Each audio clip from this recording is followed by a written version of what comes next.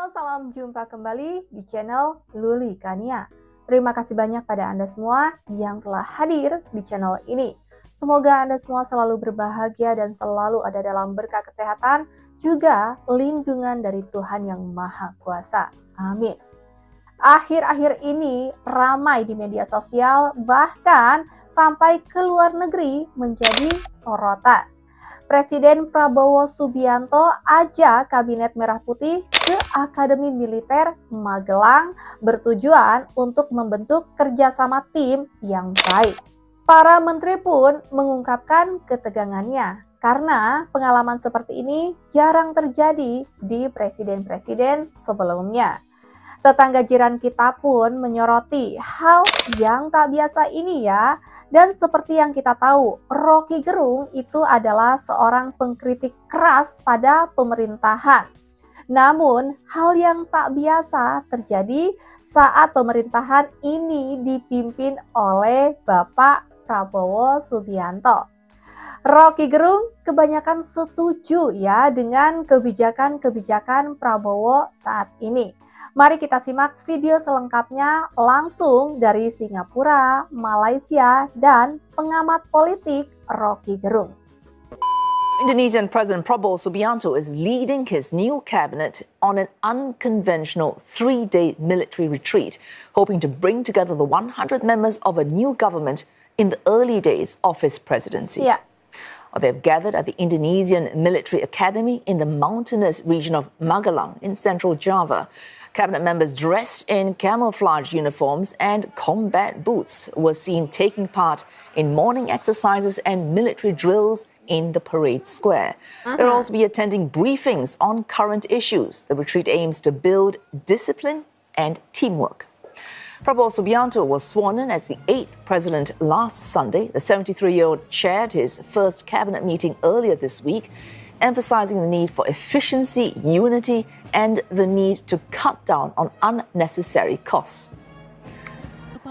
And for more, Randy Mulyanto joins us live from Jakarta. Randy, we just saw pictures there of Mr. Prabowo and his cabinet members beginning their term with this unusual three-day military-style retreat.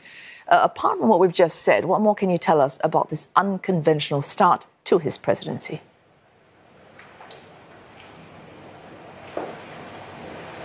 Wait, so that's right. So the first day of the retreat started at about 8 a.m. Western Indonesia time or 9 a.m. Singapore time. It began with the president giving his directives to his coordinating ministers and deputy ministers, but not just the ministers who are attending the retreat throughout the weekend. There are also other officials like presidential special staff, presidential advisors, as well as the government agency heads. And then the morning session continued on until the afternoon when, these participants had a chance to have a lunch break and a Friday prayer.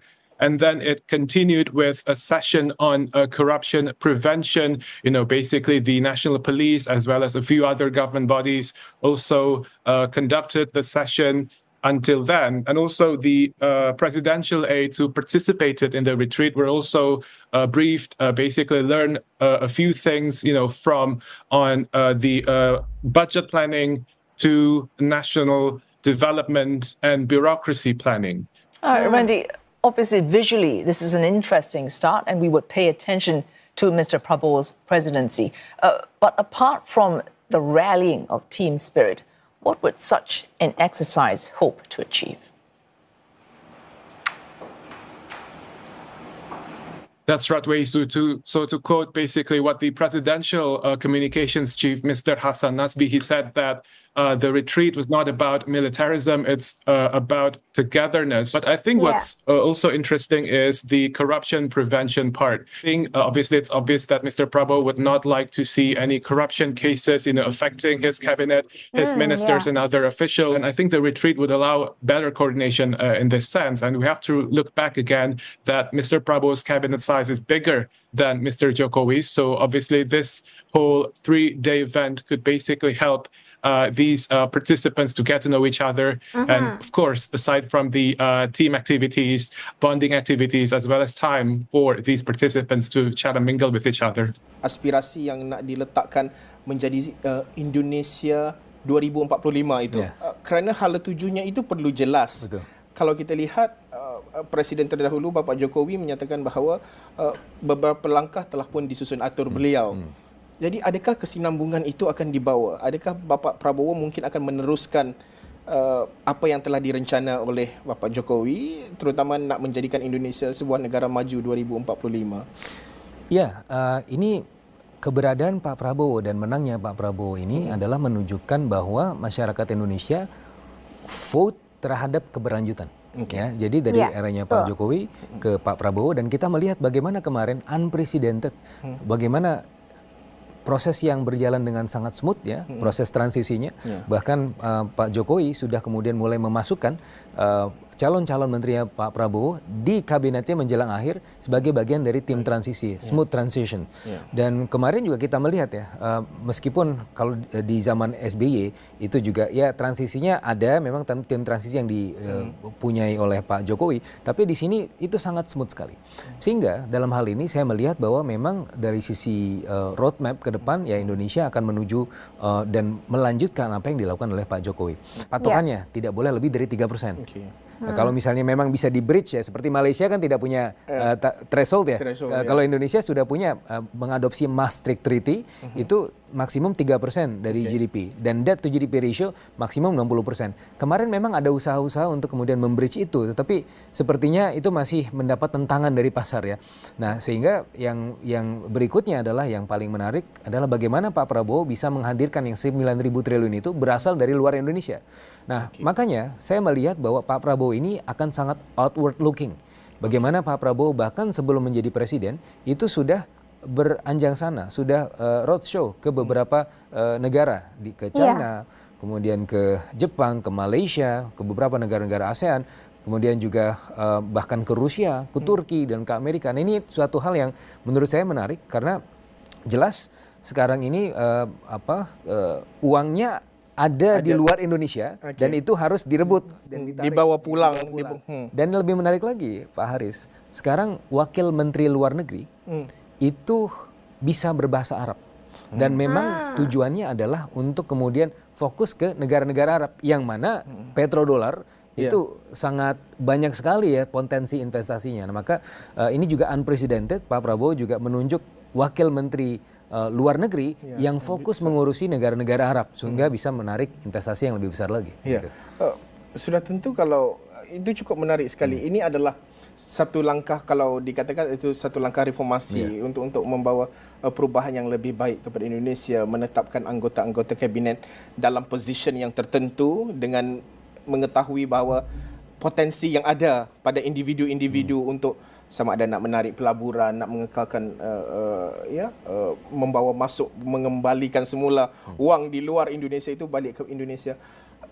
Tetapi bagaimana Dr. Fitrah melihat bahawa akhirnya pada saat dan juga apa yang direncana oleh Bapak Prabowo ini perlu disepakati ataupun perlu dijalankan secara whole of nation approach.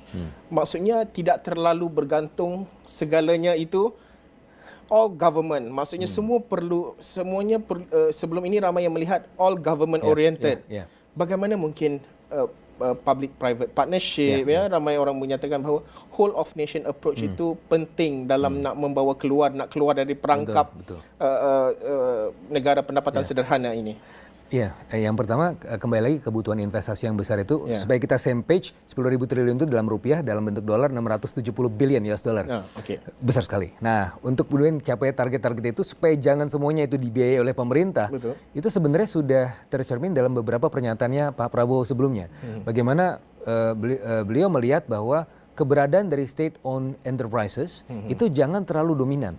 Dia bilang seperti itu. Jangan satu BUMN atau badan usaha milik negara itu menguasai semua lini bisnis. Seperti misalnya Pertamina dikritik. Kenapa Pertamina punya rumah sakit? Ya tidak perlu gitu. Terus kemudian ada juga kemarin ada satu BUMN juga kok ini punya aktivitas-aktivitas yang di luar core kompetensinya. Seharusnya itu di spin off, sudah dibiarkan saja private sectors. Nah, itu adalah semangat saya rasa yang ingin kemudian dilakukan di pemerintahan sekarang untuk fokus juga tidak hanya pembiayaan dari pemerintah, tapi juga non-pemerintah. Dalam hal ini private sectors, seperti yang tadi Pak Aris sampaikan, public-private partnership menjadi satu patron untuk kemudian pengembangan investasi dan juga pemenuhan kebutuhan investasi ke depan. Jadi negara memang bertanggung jawab terhadap kehidupan sosial masyarakat. Dan itu yang memungkinkan kita menganggap bahwa pemerintahan Pak Prabowo memang sedang mengarah pada keadilan sosial bagi seluruh rakyat Indonesia. Kemanusiaan yang adil dan beradab. Jadi sekali lagi ideologi pembangunan Prabowo ini mulai terlihat dan akan diuji di dalam kebijakan-kebijakan berikutnya. Termasuk soal Omnibus Law, soal hukum lingkungan yang sifatnya ekstraktif, dan itu dasarnya. Sekaligus kita ingin ingatkan bahwa apakah pikiran-pikiran semacam ini juga bermukim di dalam kabinetnya melalui penempatan orang-orang kementerian. Jadi Pak Prabowo mengucapkan itu tentu dengan arah yang konkret tuh, pada siapa, pada kelompok siapa, dan apa yang akan kita peroleh kalau ngejar pajak itu dimaksimalkan. Dan itu juga inline dengan pembentukan kekuatan-kekuatan di bidang penegakan hukum. Jadi sebetulnya kita harus lihat selalu sistem berpikir dari kabinet ini di dalam aturan ideologis, bukan sekedar aturan regulasi hukum. Secara ideologis memaksa seseorang untuk mengembalikan hartanya, itu artinya negara berperan untuk menjaga supaya harta itu sesuai dengan pasal 33 kita kembali pada pemerintah, kembali pada rakyat, kembali pada negara kan. Jadi korporasi oke aja, boleh aja lakukan akumulasi, tetapi negara berhak atau wajib untuk memastikan bahwa hasil akumulasi itu harus berubah menjadi distribusi kemakmuran. Itu yang mesti dikonversi dalam kebijakan, dan kebijakan-kebijakan yang diandalkan oleh Prabowo ini yang sifatnya sosialistis itu harus dipahami oleh menteri-menteri. Jadi jarak antara ideologi pembangunan dan teknokratisme dari menteri-menteri itu juga harus diuji langsung pada kebijakan mereka. Ya, seperti yang kita tahu pada masa pemerintahan Bapak Prabowo Subianto ini memang keberlanjutan dari masanya Bapak Joko Widodo kemarin ya. Apa-apa yang telah baik menurut Pak Prabowo, presiden kita saat ini, itu akan dilanjutkan, dan apa-apa yang mungkin masih kurang selama ini itu akan terus diperbaiki. Hanya bedanya pada masa Presiden Prabowo saat ini adalah ada pembekalan kepada menteri-menteri seperti yang dilakukan di Akademi Militer Magelang ya baru-baru ini. Mereka diberikan pembekalan-pembekalan agar apa? Maksudnya agar mereka itu menjadi tim yang solid, satu hati, satu tujuan mungkin ya, dan diberikan juga pembekalan tentang banyak materi ya, baik itu materi korupsi atau perencanaan anggaran-anggaran dan birokrasi. Ya, ini adalah hal yang positif ya, karena luar negeri pun menganggap hal yang ini dilakukan itu adalah positif. Dan kita lihat saja ke depannya ya, pada masa pemerintahan Presiden Bapak Prabowo Subianto ini akan seperti apa. Ya, mudah-mudahan akan menuju kepada sesuatu yang lebih baik dan lebih baik lagi dari pemerintahan sebelumnya ya. Amin. Sampai di sini lulikannya teman waktu Anda. Semoga Anda semua terhibur dan menjadi informasi yang menarik dan juga bermanfaat untuk Anda simak. Sampai jumpa lagi di next video. Terima kasih banyak.